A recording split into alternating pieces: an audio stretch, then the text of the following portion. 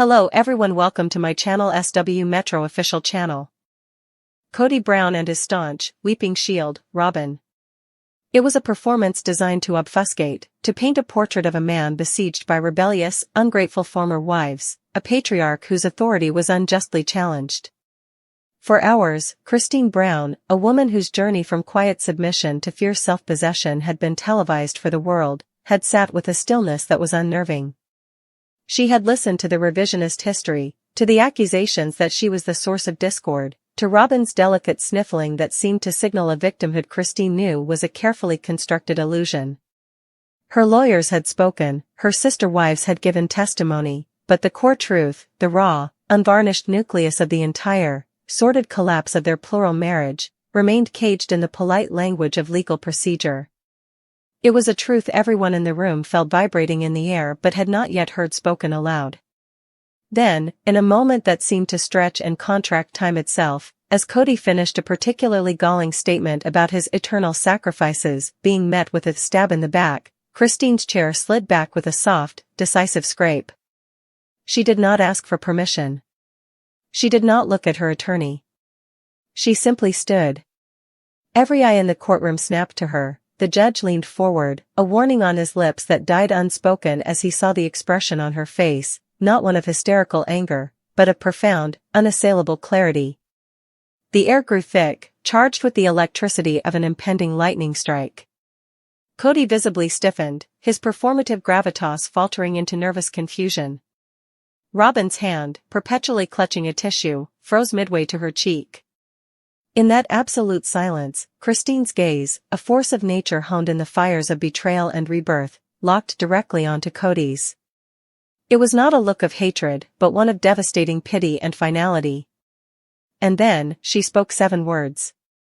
7 words that were not shouted, but projected with a calm, resonant force that filled every corner of the room, 7 words that acted as a key, unlocking the hidden door to the reality of the past decade. You were never the king, Kody. Robyn.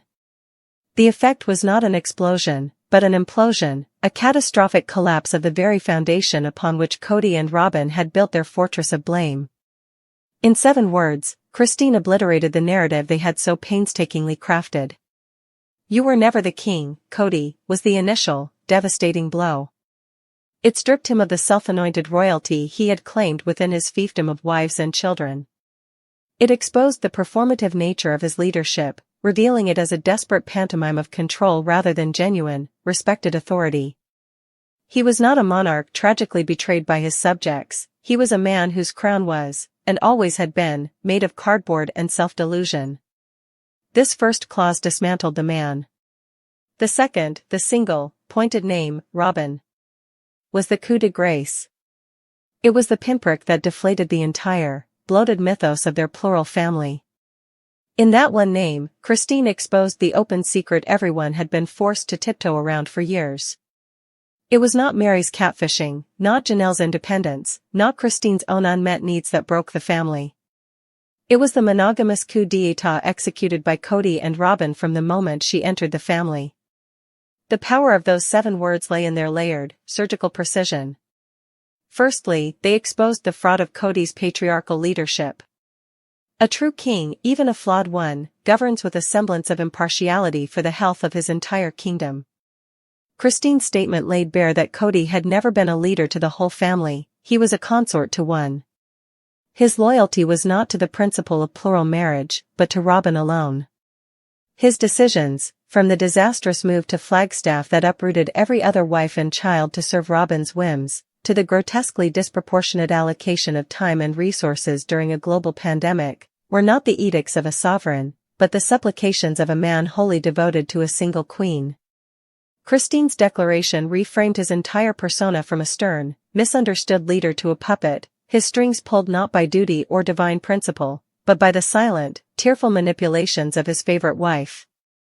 Secondly, and perhaps more devastatingly for Robyn, the statement shattered her meticulously cultivated persona as the peacemaker, the innocent bystander caught in the crossfire of the other wife's jealousy.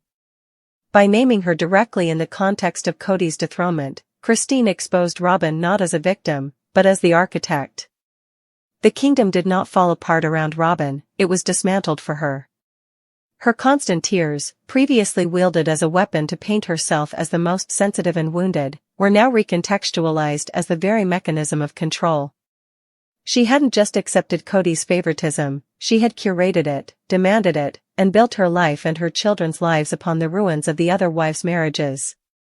Christine's 7 words pulled back the curtain on the tender-hearted wife to reveal a co-regent who had ruled a broken court from a throne of self-pity and manipulation. The aftermath in the courtroom was a study in shattered facades. Kody's face, usually a mask of performative intensity or wounded pride, went slack with a kind of vacant horror. There was no retort, no blustering comeback, because there was no defense against a truth so fundamental and so universally acknowledged by everyone except him and Robyn. To argue would be to prove his delusion. He was not just defeated, he was seen, truly and completely seen for the first time in a public forum, and the vision was pathetic. Robyn, for her part, did not cry. The tears, that ever-reliable tool, dried up instantly. Instead, a flush of furious, panicked realization crept up her neck. The game was over. The narrative she had controlled for so long had been hijacked and atomized in a single, flawless sentence. The carefully constructed story of the faithful wife standing by her persecuted man was replaced by the undeniable image of the two of them as partners in the destruction of their own family. For Christine, this moment was the final, triumphant act of a years-long metamorphosis. The woman who once pleaded for scraps of affection from a disinterested husband, who choked down her pain and declared herself the basement wife, was now standing in her full power, not to scream or to vilify, but to simply state the unassailable facts.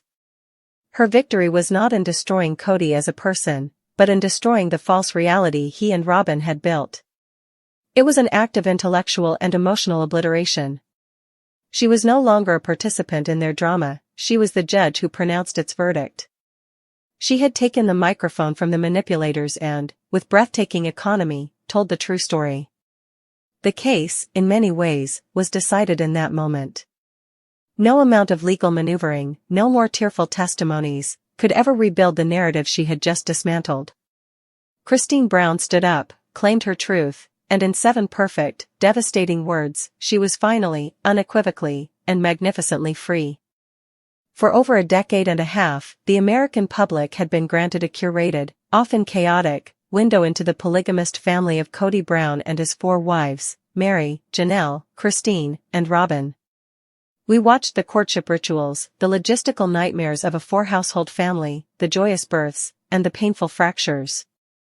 We saw the narrative slowly, inexorably, shift from a story of unconventional love to a masterclass in emotional neglect and favoritism, with Kody's heart seemingly migrating and taking permanent, exclusive residence in the McMansion he shared with his 4th wife, Robyn. The other wives, once vibrant partners in a grand experiment, were gradually relegated to the status of inconvenient satellites, their emotional needs dismissed as drama, their desires for intimacy and partnership pathologized as disloyalty. This court case, a final, formal severing of the spiritual and legal ties, was never really about the division of a single, modest plot of land in Coyote Pass, it was about the division of a life, an identity, and the ultimate, public accounting for that systemic emotional abandonment. And Christine Brown, the wife who had famously declared she no longer wanted a celestial marriage with a man who offered her nothing but his distant shadow, was there not as a plaintiff seeking vengeance, but as a witness for the defense of her own soul. The proceeding itself was a meticulous, painstaking dissection of a shared history, with lawyers picking over the bones of financial records, property agreements, and the cryptic language of family mission statements. Kody, seated beside his legal counsel, projected an aura of aggrieved frustration, a man bewildered that the structures he had built were now being so insolently dismantled by the very women who had once propped them up. His testimony was a tapestry of revisionist history, woven with threads of blame. He spoke of patriarchy being undermined, of wives forming alliances against him, of his authority being systematically eroded. He was, in his own telling, the victim of a soft coup. Robyn, often dabbing at dry eyes, sat as a silent monument to this narrative, the perpetual, sorrowful wife who had only ever wanted the harmony of the whole family, even as she enjoyed the lion's share of its resources and its patriarch's attention. Her presence was a constant, unspoken rebuttal to the idea of equal partnership. Then, it was Christine's turn. She did not take the stand with the fury of a woman scorned, nor the trembling anxiety of someone facing her oppressor. She moved with a quiet, unnerving grace, a serenity that seemed to have been forged in the fires of her profound disappointment. She answered the initial, technical questions with clarity and poise, her voice steady, her gaze direct. She was no longer the bubbly, sometimes emotionally volatile woman from the early seasons of the show. She was a woman who had been stripped down to her core and had rebuilt herself from a foundation of self-respect.